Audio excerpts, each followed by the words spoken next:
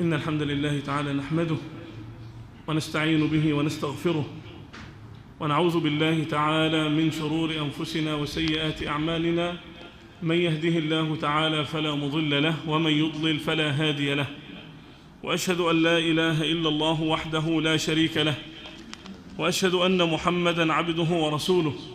اللهم صل على محمد وعلى آل محمد كما صليت على إبراهيم وعلى آل إبراهيم إنك حميد مجيد، وبارك على محمد وعلى آل محمد كما باركت على إبراهيم وعلى آل إبراهيم إنك حميد مجيد. إخواني الكرام، ما زال حديثنا موصولا مع سيرة وحياة سيد الكرام عليه الصلاة والسلام في دروس السيرة لتصحيح المسيرة على صاحبها أفضل الصلاة وأتم التسليم. وما زلنا نعيش منذ محاضرات عدة مع هذا الحدث العظيم في حياة النبي العظيم عليه الصلاة والسلام، أعني حدث إسراء النبي صلى الله عليه وسلم من المسجد الحرام إلى المسجد الأقصى، ثم معراج النبي صلى الله عليه وسلم من المسجد الأقصى إلى حيث كرمه رب العالمين جل جلاله وتقدست أسماؤه. وهذا هو المجلس التاسع أو العاشر في ذكر حديث إسراء النبي صلى الله عليه وعلى آله وصحبه وسلم ومعراجه. وتوقفنا عند وصول النبي صلى الله عليه وسلم إلى السماء السابعة والترحيب به عليه الصلاة والسلام، وما كان بينه وبين أبيه إبراهيم على نبينا وعليه الصلاة والسلام، والمشاهد التي رآها النبي صلى الله عليه وعلى آله وصحبه وسلم مثل الجنة والنار والكوثر، النهر الذي أعطاه الله عز وجل لنبينا صلى الله عليه وسلم، وكذلك سدرة المنتهى وما كان فيها من حديث أنس بن مالك وابن مسعود هل كانت في السادسة أم في السابعة، والأنهار الأربعة النيل والفرات الظاهران والباطنان، هذه الأنهار التي رآها النبي عليه الصلاة والسلام، وتكلمنا باستفاضة في ذكر هذه الأشياء. ورأى النبي صلى الله عليه وسلم النار ووعد الآخرة كما أخبر عليه الصلاة والسلام في صحيح سنته، وقلنا أنها هدايا عظام أهداها رب البرايا للنبي عليه الصلاة والسلام. وتوقفنا عند ذكرنا لأن الرحلة لم تكن عادية، فقد كانت الوسيلة غير عادية في إسراء النبي عليه الصلاة والسلام، فقد ركب النبي البراق. وقلنا أن بعض أهل العلم قال كان بقدرة الله عز وجل، فهو قادر كان وما زال سبحانه وتعالى أن ينقل النبي عليه الصلاة والسلام، أن ينقل النبي في طرف في لحظة، ومع ذلك اختار الله عز وجل له البراق. وبعض أهل العلم يفسر ذلك بأن عادة الملوك جرت أنهم كانوا إذا أرادوا أن يرسلوا لرجل عظيم لأمر عظيم أرسلوا له شيئا يركبه، لذلك أرسل الله عز وجل للنبي البراق ليركبه في رحلته مع جبرائيل على نبينا وعليه الصلاة والسلام. كذلك جرت عادة الملوك أنهم كانوا إذا وفد عليهم رجل عظيم بعد اللقاء يعطونه هدية. هذا في ملوك الأرض، فما بالك بملك الملوك سبحانه وتعالى جبار السماوات والأرض، ولله المثل الأعلى. فلم تتوقف هذه الرحلة على كونها احتفالا وتشريفا وتكريما وتعظيما وحفاوة بالنبي عليه الصلاة والسلام، بل جعل الله عز وجل فيها ما يعود نفعه على أمة النبي صلى الله عليه وعلى آله وصحبه وسلم. يقول عبد الله بن مسعود لما أسري برسول الله صلى الله عليه وسلم انتهي به إلى سدرة المنتهى وهي في السماء السادسة. دي كلام مين؟ وكلام أنس في السابعة. من اللي قال في السادسة؟ عبد الله بن مسعود. مين اللي قال في السابعة؟ أنس بن مالك. وأهل العلم قالوا هي في السادسة ولا في السابعة؟ القرطبي قال إيه؟ القرطبي قال حديث أنس عليه الأكثر. حديث أنس عليه الأكثر تبقى فين؟ في السابعة. الحافظ ابن حجر جمع بين القولين، قال ولا تعارض بين القولين، فقد تكون أصلها في السادسة وفروعها وأغصانها في السابعة. كل هذا يدلك على قدرة الله سبحانه وتعالى وعلى أعاجيب خلقه سبحانه وتعالى. كيف شجرة أصلها في السماء السادسة وأغصانها وفروعها فين؟ في السابعة. فسبحان الذي خلقها سبحانه وتعالى. لذلك صدر الله رحلة الإسراء بقوله سبحان. قال وهي في السماء السادسة إليها ينتهي ما يعرج به من الأرض فيقبض منها، وإليها ينتهي ما يهبط من فوقها فيقبض منها. يعني ينتهي إليها علم الخلائق، لم يصل بعدها لا ملك مقرب ولا نبي مرسل إلا نبي عليه الصلاة والسلام. قال إذ يغشى السدرة ما يغشى. قال ابن مسعود فراش من ذهب، غشيها فراش من ذهب عند سدرة المنتهى. قال ابن مسعود فأعطي النبي صلى الله عليه وسلم ثلاثا، هدايا ثلاث. وإذا كان الله عز وجل قد اختار نبيه ليكون أعبد الناس، وما كان نبينا إلا أزهد الناس في هذه الدنيا عليه الصلاة والسلام، فهذه العطايا ما كانت تقربه من الدنيا بل كانت تقربه هو وأمته من الآخرة. العطية الأولى أعطي النبي الصلوات الخمس. نقول ابن مسعود أعطي النبي الصلوات الخمس، وأعطي خواتيم سورة البقرة. خواتيم سورة البقرة من قوله آمن الرسول بما أنزل إليه من ربه والمؤمنون كل آمن بالله وملائكته إلى آخر الآيات التي قرأناها في صلاة العشاء. أعطي العطية الثانية من الله لنبيه خواتيم سورة البقرة. والعطية الثالثة قال وغفر لمن لم يشرك بالله شيئا من أمته المقحمات.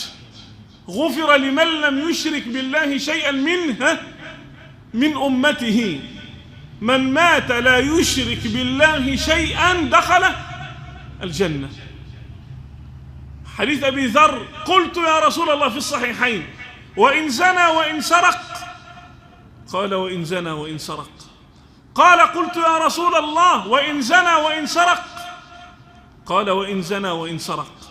قال قلت يا رسول الله وإن زنى وإن سرق؟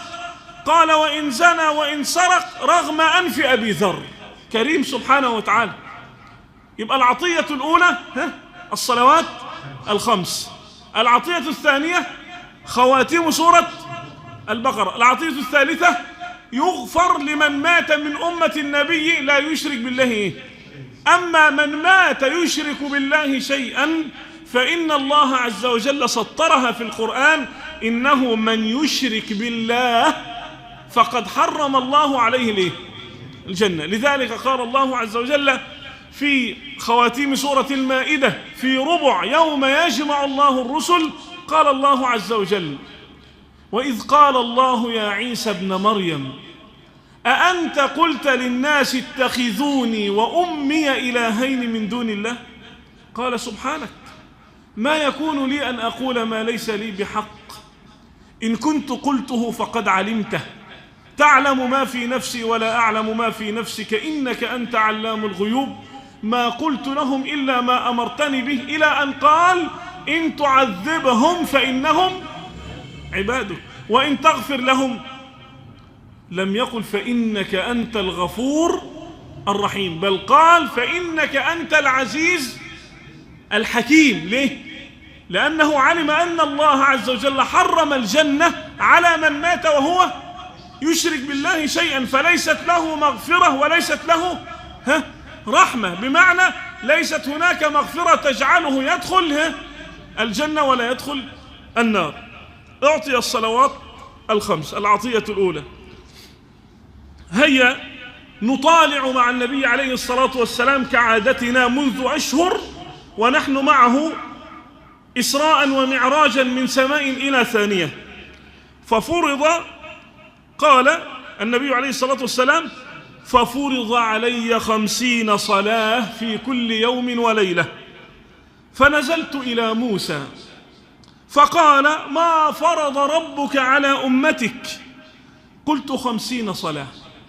قال: ارجع إلى ربك فاسأله التخفيف فإن أمتك لا يطيقون ذلك.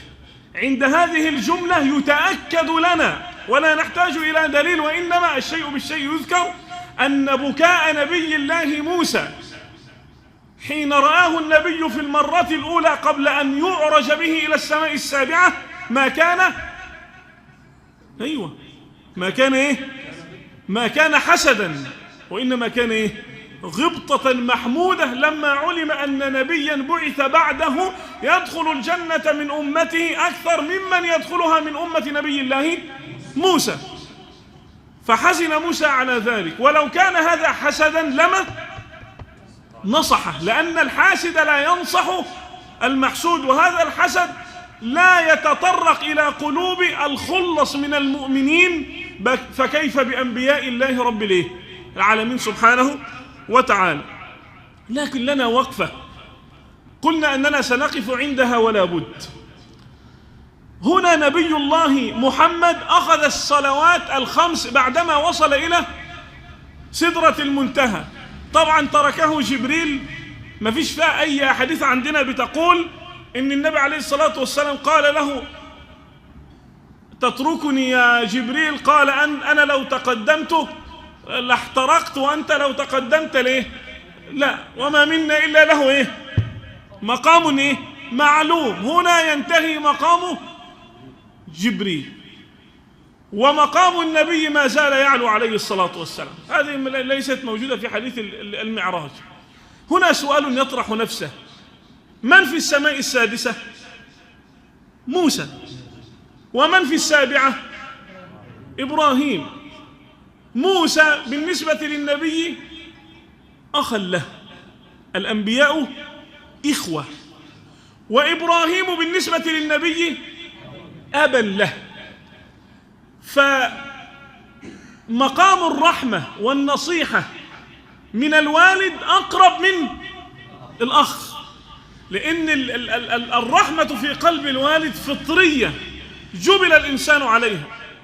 طيب عندما ينزل نبي الله محمد وقد فرض عليه 50، قبل أن يصل إلى السادسة لا بد أن يمر على السابعة. هنا ينزل نبي الله محمد إلى السابعة ليلتقي بمن؟ بإبراهيم. ماذا فعل ربك؟ فرض علي 50 صلاة في اليوم والليلة. ماذا فعل إبراهيم؟ سكت. إبراهيم سكت على نبينا وعليه الصلاة والسلام. ثم نزل على موسى. ماذا فعل ربك؟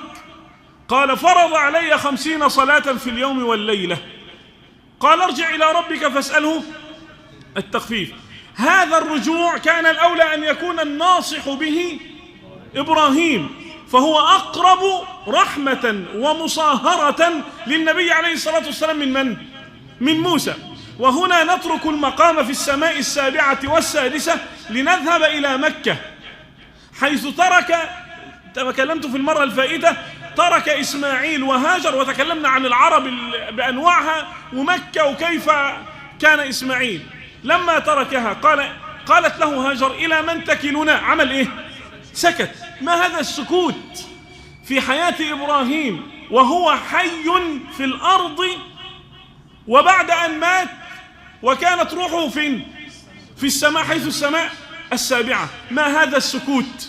العلماء يقولون أن كل نبي له مقام. مقام إبراهيم ما هو؟ مقام الخلة، واتخذ الله إبراهيم خليلا. خلة يعني تخللت محبة الله قلب إبراهيم على نبينا وعليه الصلاة والسلام. إبراهيم ربنا يقول له اذبح ولدك، يروح يقول له إني أرى في المنام أني إيه؟ طب بعد ما شاف الرؤيا عمل إيه؟ سكت، لم يقل ليه ولا لماذا ولا ما عنديش إلا هو ولا ولدي الوحيد ولا كذا، ولم يعارض رب العالمين سبحانه وتعالى. سكت لما قيل له اذبح ولدك، وسكت لما قيل له اذهب به إلى واد غير ذي زرع، وسكت لما علم أن النبي فرض عليه 50 صلاة في اليوم وليه. مقام إبراهيم مقام الخلة، ومقام الخلة اسمع ولا تنسى هو مقام الرضا والإذعان والتسليم الكامل والقبول لكلام الله عز وجل. إذعان، اذبح سمعا وطاعة، أرسل سمعا وطاعة، ابن بيت سمعا وطاعة، 50 صلاة سمعا وطاعة، لا يتناقش. مقام الايه؟ خلة، ومقام الخلة تقتضي الإذعان والقبول والرضا والتسليم لكلام الله عز وجل. طيب مقام موسى مقام التجربة، ومقام التجربة يحتم عليك النصيحة، فالدين النصيحة. فما كان لإبراهيم أن يتكلم لأن مقامه مقام خلة، وما كان لموسى أن يسكت لأن مقامه مقام نصيحة وتجربة، وكل له عبودية يتعبد لله سبحانه وتعالى به.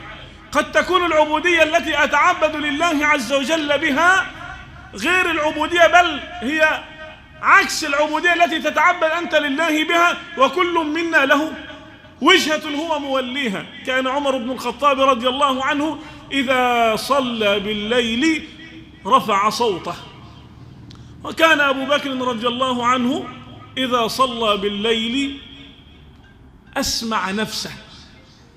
فلما قال النبي لعمر ما صنيعك هكذا؟ قال يا رسول الله أوقظ الوسنان وأطرد الشيطان. ولما قال النبي عليه الصلاة والسلام لأبي بكر ما صنيعك؟ قال يا رسول الله أسمع من أناجي.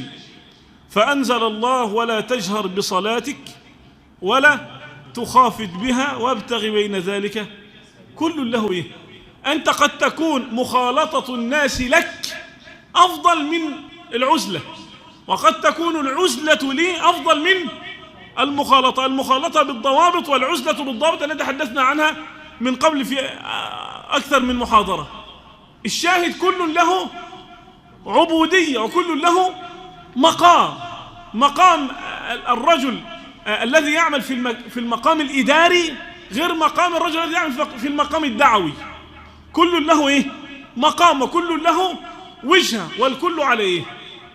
على خير، والكل على خير. قال ارجع إلى ربك فاسأله التخفيف فإن أمتك لا يطيقون ذلك، فإني قد بلوت بني إسرائيل وخبرتهم. قال فرجعت إلى ربي فقلت يا رب خفف على أمتي، فحط عني 5. فرجعت إلى موسى فقلت حط عني 5. ولا تنسى أنه حين رجع نزل على من؟ إبراهيم، وبين لإبراهيم، وإبراهيم يلتزم مقامه، ثم ينزل إلى نبي الله موسى. قال إن أمتك لا يطيقون ذلك فارجع إلى ربك فاسأله التخفيف. قال فلم أزل أرجع بين ربي وبين موسى حتى قال يا محمد إنهم 5 صلوات كل يوم وليلة لكل صلاة 10، فذلك 50 صلاة، ومن هم بحسنة فلم يعملها كتبت له حسنة، فإن عملها كتبت له 10، ومن هم بسيئة فلم يعملها لم تكتب شيئا، فإن عملها كتبت سيئة واحدة. قال فنزلت حتى انتهيت إلى موسى فأخبرته، اسمع، فقال ارجع إلى ربك فاسأله التخفيف. عن كم؟ عن 5. فقال النبي صلى الله عليه وسلم قد رجعت إلى ربي حتى استحييت من اللي بيقول له ارجع؟ موسى. ومن اللي بيقول له أنا استحييت؟ فمقام، اسمع، مقام استحيا فيه نبينا على مقام إبراهيم موسى. وقد كان موسى من أقوى صفاته أنه كان رجل حيي في كل شيء. كان موسى رجل حيي. فإذا كان يوسف قد أعطي شطر الحسن، فقد كان نبينا صلى الله عليه وسلم أجمل منه، حتى قال بعض أهل العلم أعطى الله عز وجل موسى شطر جمال نبينا عليه الصلاة والسلام. وإذا كان موسى حيي فقد كان نبينا أشد حياء منه عليه الصلاة والسلام، أشد حياء منه عليه الصلاة والسلام. 50 صلاة في الأجر والثواب والبركات من الله سبحانه وتعالى. وفي العمل 5 صلاة. الصلاة صلة بين العبد وربه. الصلاة كان النبي عليه الصلاة والسلام إذا حزبه هم أو كرب أو غم قال أرحنا بها يا بلال. هذا يعني الحديث إن كان فيه كلام، لكن من قرأ حياة النبي عليه الصلاة والسلام علم أن قرة عينه كانت في الصلاة.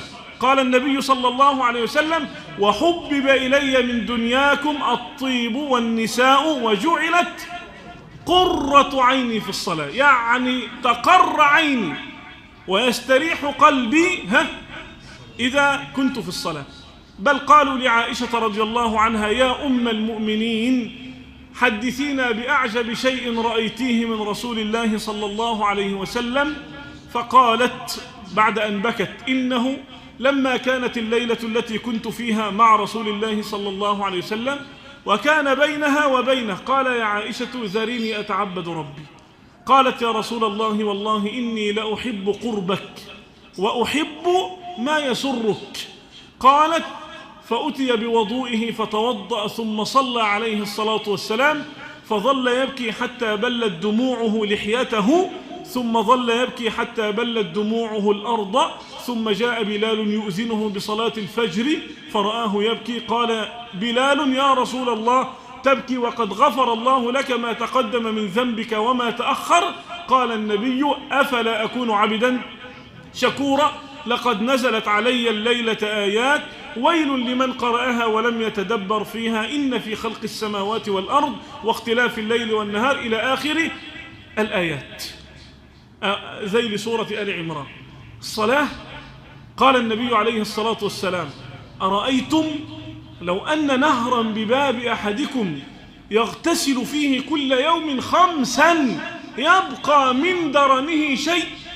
قالوا لا يا رسول الله لا يبقى من درنه شيء. قال فذلكم الصلوات ال5 يمحو الله بهن رجل يغتسل في يوم وليلة 5 مرات. هل يمكن أن ترى على جسده قذارة أو أدناس أو نجاسة؟ رجل رائحته طيبة وجميلة ورجل أزهر أبيض ورجل لا يشم منه إلا العبق الطيب. كذلك الصلوات. لذلك أول ما يحاسب عليه العبد الصلاة. فإذا صلحت صلح سائر العمل وإذا فسدت فسد سائر العمل. وهذه الصلاة يعني لها مقامات. أعظم هذه المقامات الذي يؤديها في وقتها. وما تقرب إلي عبدي بشيء أحب إلي مما افترضته عليه. وأجمل شيء افترضه الله عز وجل على عباده الصلاة. وأجمل ما في الصلاة السجود، لأن فيه كمال الذلة من العبد للرب وفيه كمال الرفعة من الرب سبحانه للرب سبحانه وتعالى.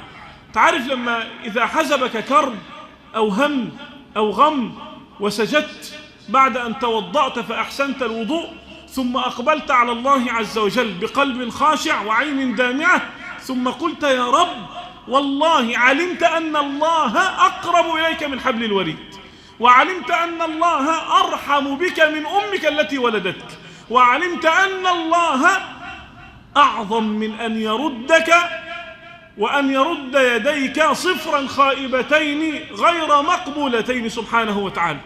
الصلاة ما أجملها، لا سيما صلاة الفجر.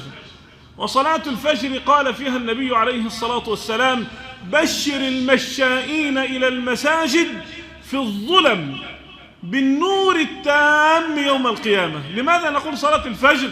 لأن كثير من الناس عندهم الصلوات 4 لا يصلي صلاة الفجر، ويضبط المنبه على الساعة 6 و7 فيضبط حياته على عمله، ولا يضبط عمله على صلاته، ولا يضبط حياته كلها على صلاته.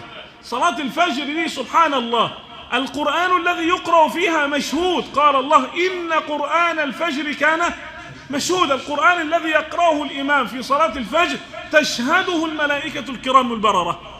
ومن صلى ركعتين سنة الفجر قال فيهما رسول الله صلى الله عليه وسلم: ركعتا الفجر سنة خير من الدنيا وما فيها. بعد ما تصليها وما بين الأذان والإقامة دعاء لا يرد، كلها بركات.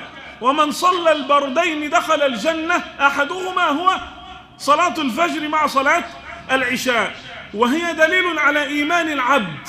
فأثقل الصلاة على المنافقين صلاة الفجر وصلاة العشاء. وبعد صلاة الفجر عندك أذكار الصباح والمساء. وتأتيك البشرى أن من جلس في المسجد حتى تطلع الشمس يذكر الله سبحانه وتعالى كتبت له أجر حجة وعمرة تامة تامة تامة، في الحديث الذي صححه الشيخ الألباني رحمة الله تبارك وتعالى عليه. أيها المؤمن، الصيام والقرآن يشفعان للعبد يوم القيامة، وكذلك الصلاة تشفع للعبد يوم القيامة. الصلوات الخمس هي العبادة الوحيدة التي عرج بالنبي عليه الصلاة والسلام ليستلمها بنفسه من الملك سبحانه وتعالى. كل الشرائع نزلت على النبي عليه الصلاة والسلام جبريل أو ألقاها الله في روعه أو كذا أو كذا إلا الصلاة. عرج بالنبي عليه الصلاة والسلام وفتحت له الأبواب وردت الأرواح وعرج بأجساد الأنبياء ورحب بالنبي وغشي السدرة ما غشيها ورأى جبريل على صورته. كل هذا حتى يستلمها عبادة من العبادات فرط فيها كثير من المسلمين. وكما قلنا من قبل أن مسألة حكم تارك الصلاة لما وضعت في كتب الفقه ساعة دون الفقه وضعها الفقهاء على أنها مسألة افتراضية. مسألة إيه؟ يعني قالوا نفترض إن فيه واحد مسلم تارك للصلاة، لكن إحنا لا يمكن أن نصدق إن فيه واحد مسلم تارك للصلاة. لكن لو افترضنا إن فيه واحد مسلم تارك للصلاة وما كان يعلم قط أنه يمكن أن يحتيج إلى هذه المسألة وأن تكون من أكثر المسائل شيوعا بين علماء المسلمين، هذا يقول إن تارك الصلاة كسلان كافر كفر أكبر مخرج من الملة. هذا مذهب الحنابلة. وعليه إذا مات تارك الصلاة لا يغسل ولا يكفن ولا يدفن في مقابر المسلمين بل لو مات رجل له ولد لا يصلي، هذا الولد الذي لا يصلي لا يرث من أبيه، لأنه لا يرث كافر من مسلم كما قال عليه الصلاة والسلام. وجماهير أهل العلم على أنه فاسق يعني تارك الصلاة ده إما أن يكون فاسق على أرحم كلام أهل العلم به، وإما أن يكون كافرا كفرا أكبرا مخرجا من ملة الإسلام، ولا حول ولا قوة إلا بالله العلي العظيم. وأما عن صلاة الجماعة فقد قال بعض الصحابة: وما رأيتنا يتخلف عنها إلا منافق معلوم النفاق. أسأل الله أن يسلمنا وأن يهذبنا بهذا الكلام. قدر الصلاة عند الله عز وجل. كذلك تحكيم العادة والتنبيه بالأعلى على الأدنى، لأن من سلف من الأمم كانوا أقوى أبدانا. بنو إسرائيل وأمة نبي الله موسى على نبينا عصر كانوا أقوى أبدانا، ومع ذلك فرض الله عليهم ركعتين أو كذا، ومع ذلك كانوا لا يطيقون ذلك ولا يفعلون ذلك، فما بالك بالأمة الضعيفة، على الأقل أضعف من أمة نبي الله موسى على نبينا عليه الصلاة والسلام. فكان استدلالا طيبا من موسى إذ استدل بالأدنى على الأعلى، وحكم العادة.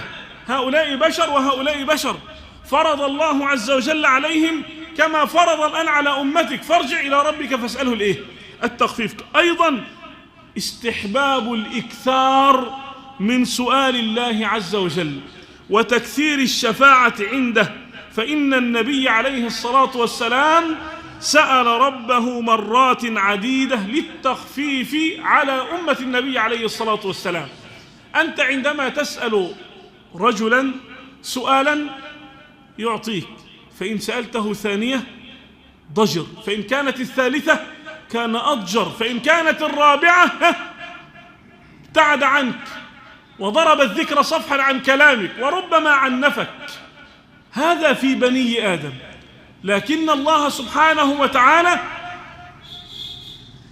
الله يغضب إن تركت سؤاله، وبني آدم حين يسأل يغضبي كما قال الشاعر. فالله سبحانه وتعالى قال الله عز وجل، اسمع شوف بقى القرآن: فلولا إذ جاءهم بأسنا تضرعوا.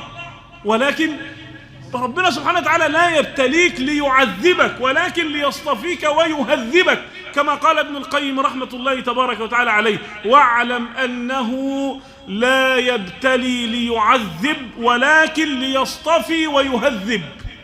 بالضبط مثل الذهب مع غلاوته وحسن معدنه يوضع في النار، صاحبه الذي يضعه في النار ليس لأنه زاهد فيه، ولكن لأنه يريد أن يخرج الشوائب منه. ربنا سبحانه وتعالى يبتليك حتى يستخرج منك عبادات. عبادة البكاء لا يمكن أن تستخرج قط إلا من صاحب بلوى، صاحب مصيبة. هذه الدموع التي جعلها الله عز وجل، يعني الدموع جعلها الله عز وجل لها مكانة، حتى قيل يوزن بماء الدمع. فربنا سبحانه وتعالى يبتليك في ولدك، في مالك، في نقص من الثمرات، في الأنفس، في ضيق الحال، حتى تسجد وتنخلع من كل أحد إلا الواحد الأحد سبحانه وتعالى. فإذا سجدت وقلت يا رب وبكيت وتململت ورق قلبك، ساعتها جاء فلولا إذ جاءهم بأسنا تضرعوا. ربنا سبحانه وتعالى يستخرج العبادة منك ثم يعطيك ويثيبك سبحانه وتعالى، يعني ثم يعطيك ويثيبك سبحانه وتعالى.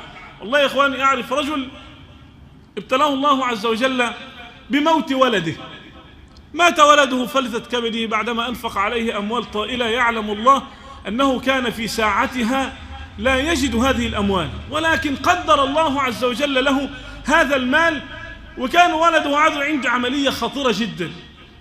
سبحان الله، بعد أيام عدة أكثر من عملية لهذا الطفل الصغير الذي نسأل الله أن يكون زخرا لوالديه، قلوا أمين، مات الولد. أخذه أبوه وذهب به إلى أمه وقال لها احتسبي ولدك عند الله، اللهم لك الحمد، إن كنت ابتليت فلكم عافيت، وإن كنت أخذت فلكم أبقيت، فلك الحمد ولك الشكر. وتعاهدا على ألا يقولا إلا ما قاله رسول الله: إن العين لتدمع وإن القلب ليحزن وإنا لفراقك يا فلان لمحزونون وإنا لله وإنا إليه راجعون. ثم سلم لها الولد، أخذته وغسلته وكفنته وطيباه، ثم بعد ذلك قبلاه بين عينيه ثم احتسباه عند الله، ثم أخذه إلى مقابر المسلمين وصلى عليه وكان صغيرا، ثم بعد ذلك احتسبه عند الله سبحانه وتعالى، وخرج إلى بيت الله الحرام فقضى ما عليه وشكر الله على ذلك. شوف بقى النعم، شكر ورضا وصبر وكذا، وطاف بالبيت وقال اللهم لك الحمد، أخذت فكم أبقيت، وابتليت فكم عافيت، فلك الحمد. فأكرمه الله باللسان الطيب، وأكرم زوجه بذلك، وأعطاهما جزيل الشكر وسأل الله أن يخلف عليهما بالخير أفضل منه. وما هي إلا رجوعه وأيام، حتى كان ما يكون بين الرجل وأهله، فحملت هذه المرأة وما هي إلا الأشهر التسع، وفي نفس الأيام من العام الذي دفن الوالد فيه ولده، بشر الوالد فيه بولد بولد صح.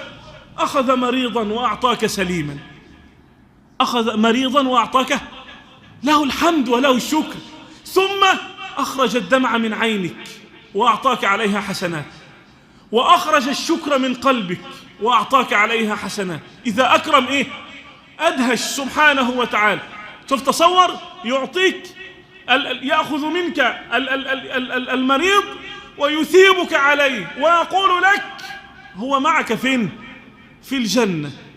يضاحكون الرب يوم القيامة، أطفال الصغار يضاحكون الرب، يقول الله لهم ادخلوا الجنة، يقولون لا يا رب حتى نأخذ بأيادي آبائنا وأمهاتنا. تصور لما طفل صغير مات وعمره عام ويأخذ بيد أبيه ويدخله الجنة، ساعتها تتمنى أن لو مات الأولاد جميعا لولا فطرة جبلت على محبة الحياة للأولاد.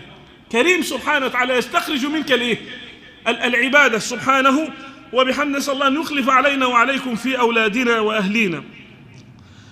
كذلك طلب السؤال من الله سبحانه وتعالى، وانت عندما تطلب من الله اطلب بكل ما تريد. سيدنا موسى دعا الله سبحانه وتعالى بطلبات طلبات طلبات، ربنا قال له قد أوتيت سؤلك يا موسى. سيدنا سليمان قال رب هب لي ملكا لا ينبغي لأحد من بعدي إنك أنت الوهاب. ربنا قال فسخرنا له الريح. حاجات في عقول البشر مستحيلة. تسأل الله خير الدنيا وتسأل الله خير الدنيا والآخرة سبحانه وتعالى. سأل الله سبحانه وتعالى كل شيء، وألح على الله عز وجل بالدعاء، فإن الله سبحانه وتعالى إن دعوته وألححت أعطاك، فإن حجب عنك فاعلم أنه لا يحجب عنك بابا إلا ليفتح لك أبوابا هي خير من هذا الباب سبحانه وبحمده. قال الله يا عبادي لو أن أولكم وآخركم وإنسكم وجنكم قاموا في صعيد واحد فسألوني فأعطيت كل واحد مسألته ما نقص ذلك من ملك شيء. خزائنه ملأ سبحانه وتعالى. لا نريد أن نطيل أكثر من ذلك. ارجع إلى ربك فاسأله التخفيف. قال وأعطي النبي عليه الصلاة والسلام خواتيم سورة البقرة. قال صلوا على النبي عليه الصلاة والسلام.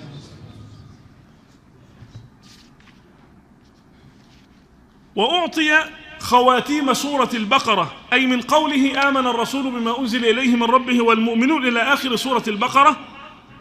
قال معنى قوله أعطي أي أعطي إجابة الدعوة فيها، من أول ربنا لا تؤاخذنا إن نسينا أو أخطأنا، لأن الآية اللي قبلها نسخت بالآيتين البعديتين. الآية الأولانية بتقول لله ما في السماوات وما في الأرض وإن تبدوا، اسمع بقى، ما في أنفسكم أو تخفوه يحاسبكم به الله. تبدي يعني واحد والعياذ بالله سرق، سرق، أنا هسرق فسرق، طيب ده يحاسبني الله عز وجل عليه. لكن لو واحد هم أن يسرق فلم يسرق يجزيه الله على هذا الايه؟ الهم. طب ما بالك بقى لو حدث نفسه أنه زنى، أو حدث نفسه أنه قبل امرأة، أو حدث نفسه أنه قتل إنسان، أو حدث نفسه أنه شتم واحد، أو حدث نفسه. قال وإن تبدوا ما في أنفسكم أو تخفوه يحاسبكم به الله فيغفر لمن يشاء. الصحابة لما سمعوا هذه الآية قالوا يا رسول الله والله لقد كلفنا بما لا يطاق. الصحابة شكوا إلى النبي عليه الصلاة والسلام كلفنا بما لا يطاق، وأينا لا تحدثه نفسه بذلك. قال النبي عليه الصلاة والسلام لا تقولوا كما قالت بنو إسرائيل سمعنا وعصينا، ولكن قولوا سمعنا وأطعنا. فقال الصحابة سمعنا وإيه؟ شوف بقى مقام التسليم، سمعنا وأطعنا. قد كان نبينا في مقام التسليم أعلى كعبا من نبي الله إبراهيم على نبينا وعليه الصلاة والسلام. فأنزل الله الآيتين آمن الرسول بما أنزل إليه من ربه والمؤمنون كل آمن بالله وملائكته وكتبه ورسله لا نفرق بين أحد من رسله وقالوا سمعنا وأطعنا غفرانك ربنا وإليك المصير. شوف ربنا ليه لا يكلف الله نفسا إلا وسعها لها ما كسبت وعليها ما اكتسبت. ربنا لا تؤاخذنا إن نسينا أو أخطأنا. فقال النبي للصحابة قولوا ربنا لا تؤاخذنا إن نسينا أو أخطأنا. فقال الصحابة ربنا لا تؤاخذنا إن نسينا أو أخطأنا. قال الله قد فعلت. فقال الله ربنا ولا تحمل علينا إصرا كما حملته على الذين من قبلنا. فقال النبي قولوا ربنا ولا تحمل علينا إصرا كما حملته على الذين من قبلنا. فلما قال الصحابة قال الله قد فعلت. قال ربنا ولا تحملنا ما لا طاقة لنا به. فأعادها النبي عليهم ثم قالوها. قال النبي قال الله قد فعلت واغفر لنا وارحمنا أنت مولانا فانصرنا على القوم الكافرين. قال الله قد فعلت. وقالوا سمعنا وإيه وأطعنا. فأعطي النبي عليه الصلاة والسلام خواتيم سورة البقرة. قال اسمع في حديث ابن عباس رضي الله عنهما أنه قال بينما جبريل قاعد عند النبي عليه الصلاة والسلام إذ سمع نقيضا من فوقه، سمع صوت عالي من فوقه فرفع رأسه من؟ جبريل. فقال هذا باب من السماء فتح اليوم لم يفتح قط إلا اليوم قد نزل منه ملك لم ينزل من قبل قط. الباب أول مرة يفتح والملك أول مرة ينزل.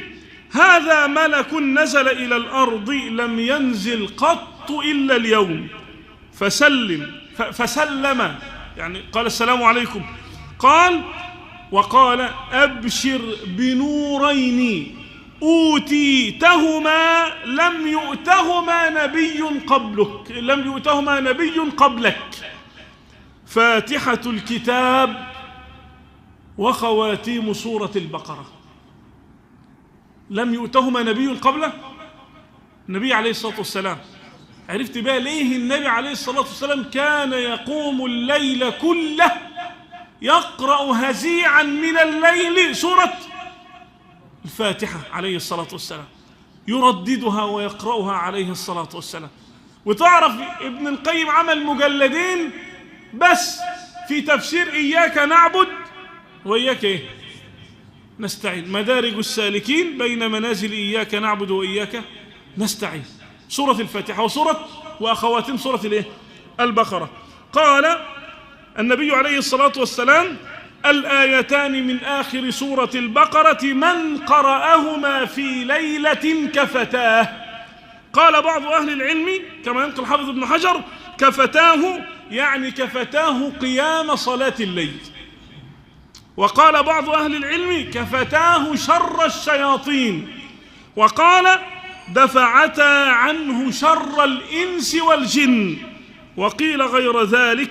الإمام الشوكاني بيقول وقد يكون المراد كل هذه الأشياء. كفتاه كل إيه؟ كل شيء تقرأها عندما تريد أن أو تنام أو إذا جن الليل. كذلك من الآيات التي الهدية الثالثة غفر لأمته لمن لم يشرك بالله شيئا. هي أمة مرحومة، هذه أمة مرحومة من يشهد فيها أن لا إله إلا الله وأن محمد رسول الله يموت على التوحيد مرجعه إلى الجنة. يغفر الله عز حتى وإن دخل النار لكبائر فعلها مرجعه إلى الجنة، لا يخلد في نار جهنم بل يخرج منها ثم بعد ذلك يكون في الجنة. نسأل الله عز وجل ألا يحرمنا وإياكم من الجنة وما قرب إليها من قول وعمل، وأن يجمعنا وإياكم بصاحب السنة نبينا عليه الصلاة والسلام. هذا ما تيسر إراده وأعان الله على إعداده وحسبنا ونعم الوكيل. وحديثنا إن شاء الله عز وجل ما زال فيه تتمة في بعض مسائل المعراج، لا سيما مسألة هل رأى النبي صلى الله عليه وسلم ربه ليلة المعراج أو لا، مع اختلاف الصحابة رضي الله تبارك وتعالى عنهم في هذه المسألة، مع كونها من مسائل العقيدة أو من فرعيات مسائل العقيدة. هذا ما ننوه عليه إن شاء الله عز وجل تأصيلا بعد أسبوعين كاملين إن قدر الله بعد رجوع من السفر. أسأل الله سبحانه وتعالى أن يتقبل منا ومنكم صالح الأعمال، وأن يردنا وإياكم إلى محاضرات سيرة النبي عليه الصلاة والسلام ردا جميلا، وأن يجعلنا وإياكم من المحبين للنبي صلى الله عليه وعلى آله وصحبه وسلم. هذا ما تيسر إراده وأعان الله على إعداده، وهو حسبنا ونعم الوكيل. والسلام عليكم ورحمة الله وبركاته.